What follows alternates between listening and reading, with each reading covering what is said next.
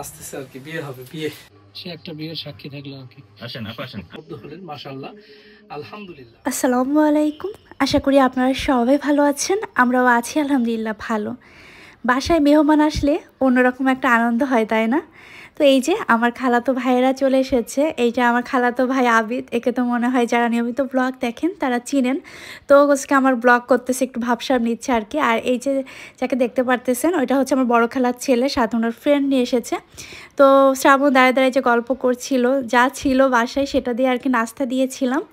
তো ভাইয়ারা এসেছে কালকে, মূলত একটা বাইক কিনেছে এখান থেকে, সে বাইকটা আর কি নিতে এসেছে।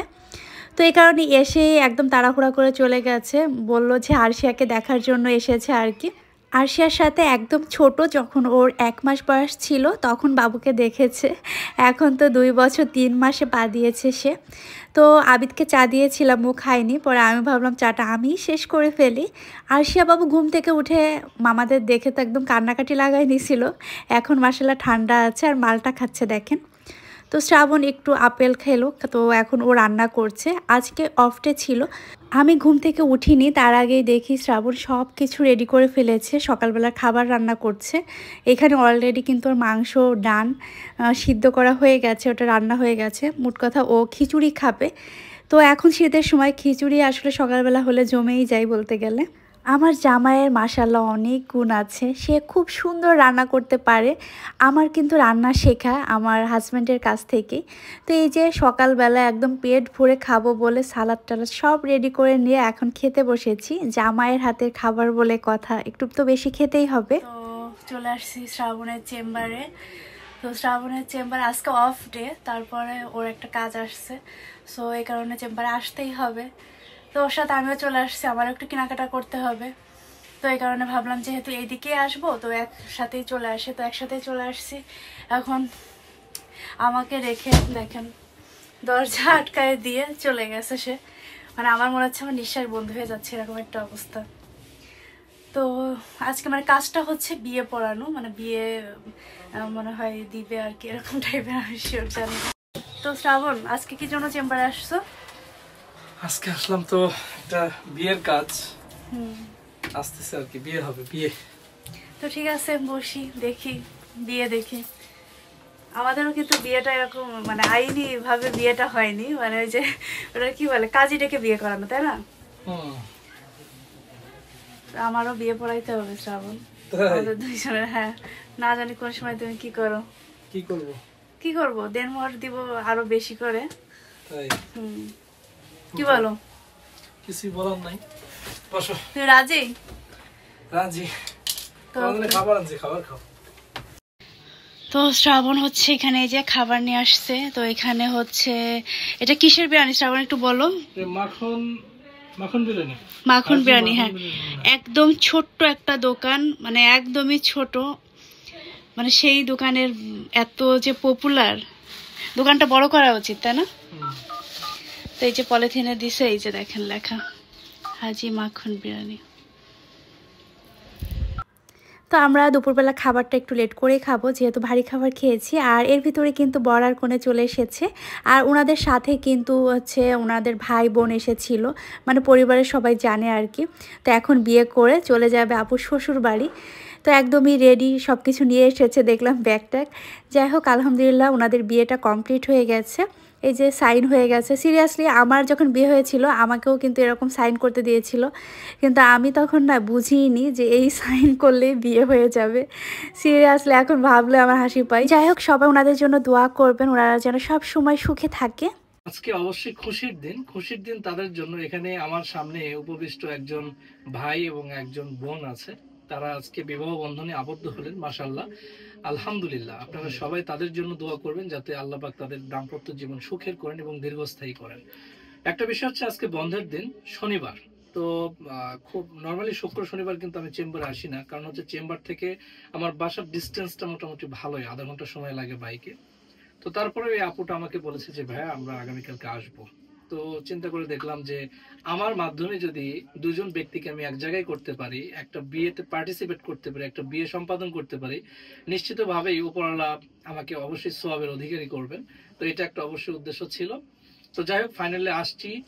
কাজী সাহেব তাদের বিয়ে রেজিস্ট্রেশন কমপ্লিট করেছে, উনি চলে গিয়েছেন। এনারাও চলে যাবে একটু পরে। এই যে দেখতে পাচ্ছেন মিষ্টি, আমরা সবাই মিষ্টি খাইলাম, ভিডিও করতেছি কিন্তু মিম, অর্থাৎ আমার ওয়াইফ। আজকে ওকে নিয়ে এই পাশে আসছি, বিয়ের কাজটা সম্পূর্ণ করে আমরা একটু শপিং এ যাব।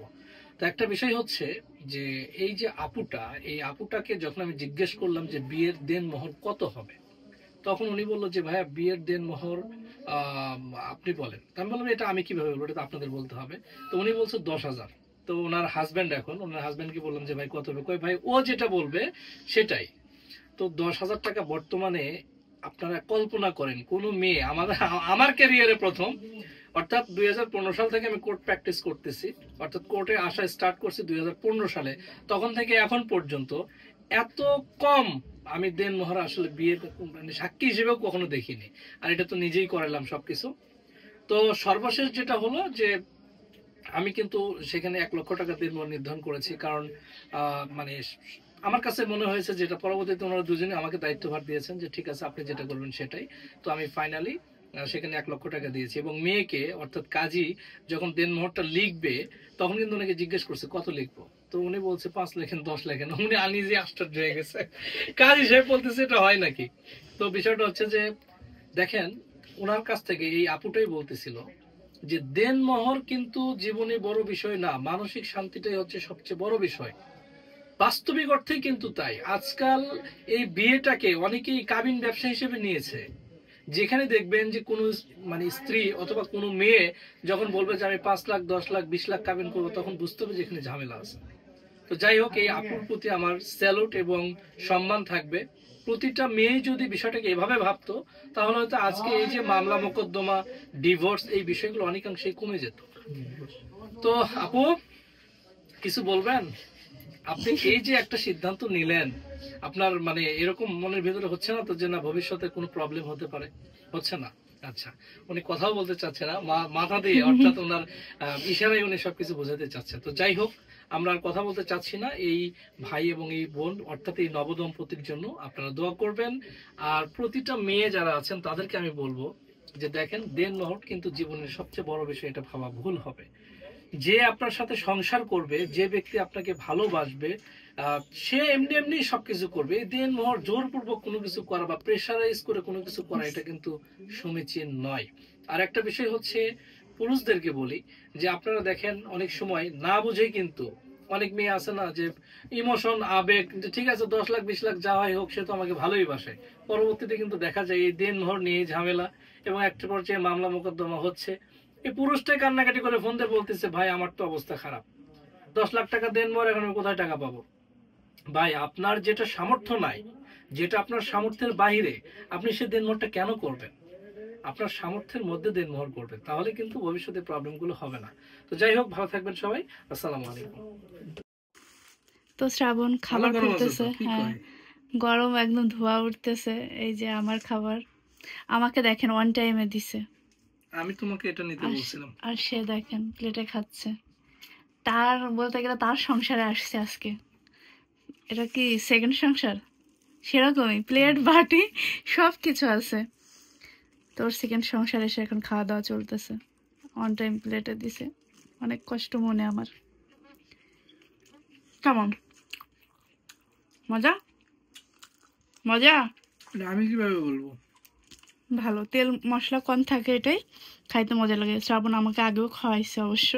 তো আজকের ভিডিও এখানেই শেষ করছি, সবাই ভালো থাকবেন। আর এই যে দেখে নেন বিয়ের মিষ্টি, বিয়ের শেষে আমরা মিষ্টিও খেয়েছিলাম। যাই হোক, আজকের ব্লগ এখানেই শেষ। আল্লাহ হাফেজ।